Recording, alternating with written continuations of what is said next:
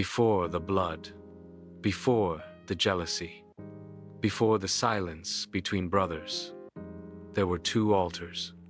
One built with trembling hands and faith, the other with pride and precision. Only one would rise with smoke that touched heaven, and only one would echo through eternity. After Eden, humanity began again, not in paradise, but in toil. Cain and Abel, sons of Adam and Eve, lived in the shadow of what was lost. Two brothers, raised in the same soil, taught by the same hands. Yet their hearts grew in different directions. One walked in obedience, the other in unrest. Have you ever wondered, why did God accept Abel's offering and reject Cain's? What stirs in a man's soul to make him rise against his own blood? This is more than a story of sacrifice. It is a portrait of the human heart, of jealousy, pride, and the longing to be seen. We will trace the fault lines between ritual and relationship, between reverence and resentment, and we will witness the moment when wrath overcame reason and brotherhood was shattered by a single blow. Cain, the firstborn of humanity, embodies the archetype of the fallen son, a man whose promise is eclipsed by pride. Cain is emotionally guarded, spiritually restless, and driven by comparison. Abel, the second son of Adam and Eve, embodies the archetype of the faithful witness, a humble shepherd. Though his life is brief, his legacy is eternal. He becomes the first martyr, slain by envy. Cain was the eldest son. He worked the ground, coaxing life from dust. Abel walked with the flock, attuned to nature's rhythm. Two brothers, two vocations, one God. Cain. His name meant acquired, a gift received, a hope fulfilled. Eve saw him as the beginning of redemption. But what is acquired can be clutched too tightly, and what is clutched can be corrupted. Abel. His name meant breath, a whisper, a vapor, fleeting, fragile, easily lost. Yet in that breath was faith. In that vapor, devotion. Cain grasped for recognition. Abel surrendered in reverence. One sought to possess, the other simply offered. And heaven, watching both, received the breath, but rejected the grasp. In the tension between names, a story unfolds of pride and purity, of wrath and worship, of a brother who took and a brother who gave. Cain harvesting grain, arranging fruits with care. His fruit was abundant, polished, but lacking surrender. Abel selecting a spotless lamb, the firstborn of his flock, and full of faith. The moment was solemn. A hush fell over the land, still echoing Eden's loss.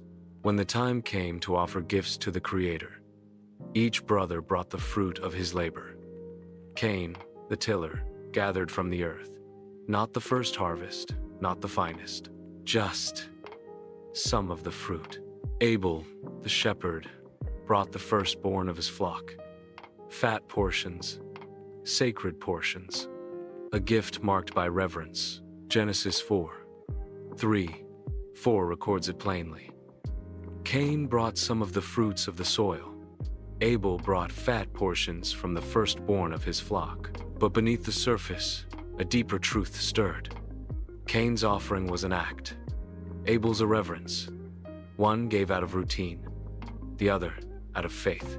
In a world east of Eden, where intimacy with God was no longer assumed, Abel reached for him. Cain fulfilled a requirement, and heaven saw the difference. Hebrews 11:4 say, by faith Abel brought God a better offering than Cain did.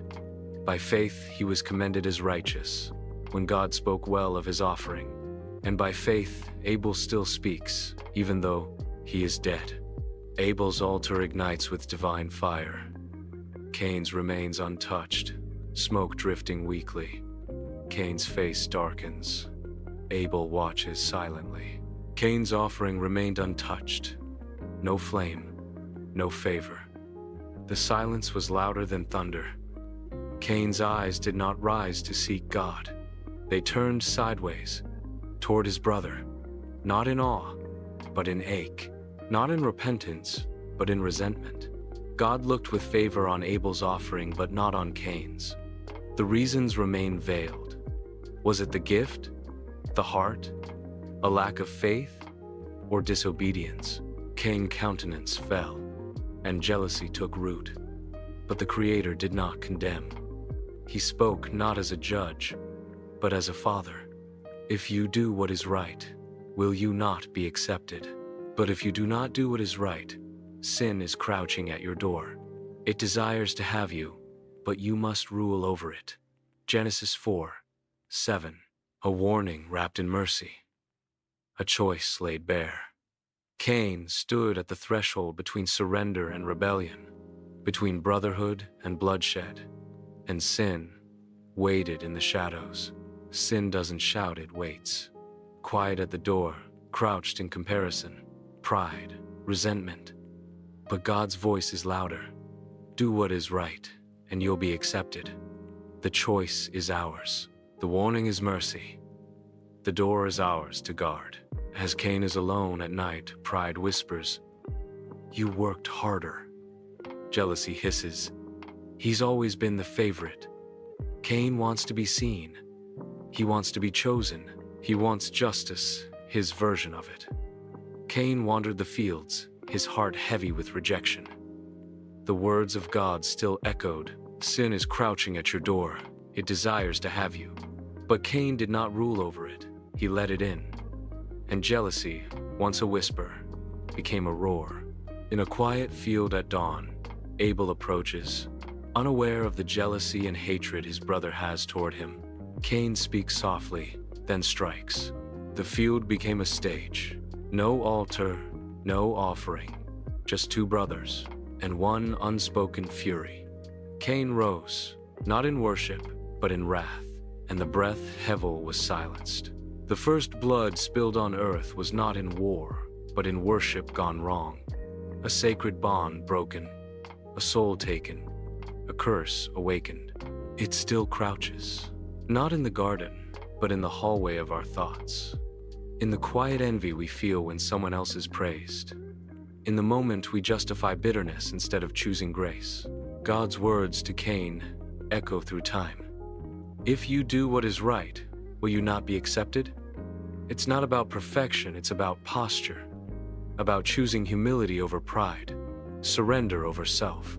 But when we resist what is right, sin waits like a shadow at the threshold, eager to enter.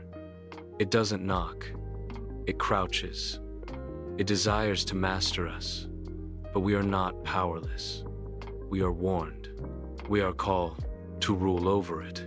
This is the mercy and the warning, that we still have a choice, that righteousness is not unreachable.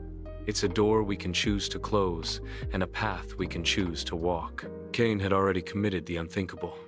The breath was gone, and heaven asked a question. Cain, where is your brother Abel? Cain answered with defiance, not grief. Am I my brother's keeper? But the ground had already spoken. Your brother's blood cries out to me from the earth. The Creator did not strike Cain down.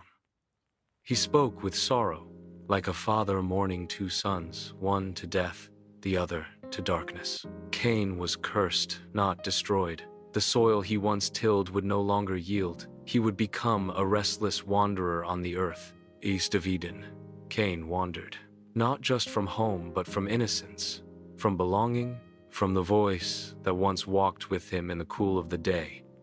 His punishment was exile, but his ache was for redemption. That ache lives on, in every heart that has broken trust, in every soul that has buried guilt beneath silence. We know the weight of wandering. We know the question, can mercy still find me here? And the answer, whispered through generations, is yes. Redemption is not earned. It is received, not by the blameless, but by the broken. The mark on Cain was not a scar, it was a shield, a divine reminder that even the condemned are not beyond compassion. So we walk, east of Eden, not alone. We walk with longing, with the quiet courage to believe that even east of Eden, grace can still find us.